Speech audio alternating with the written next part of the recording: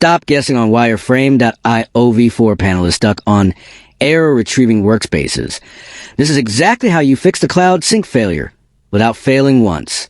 Most of the tutorials for frame.io are confusing or just plain wrong because they tell you to log out and log in. But the issue is actually a local session cache conflict between the legacy v3 backend and the new 2026 v4 infrastructure.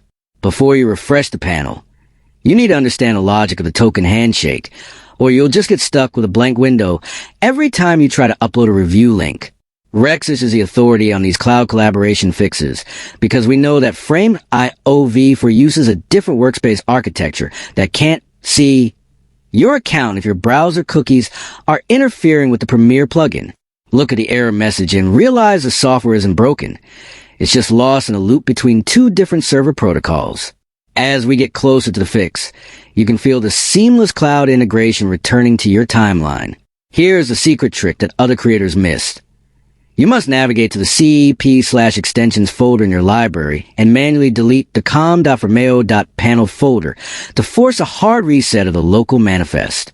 This pro tip clears the ghost data that prevents the v4 panel from verifying your new workspace permissions. You will notice that the panel loads instantly and your projects populate without the error spinner.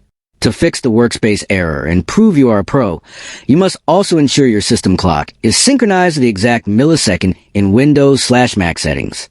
That specific time sync is required for secure authentication tokens used in v4's updated API. This workflow ensures that your team can leave frame-accurate comments without the panel crashing mid-session.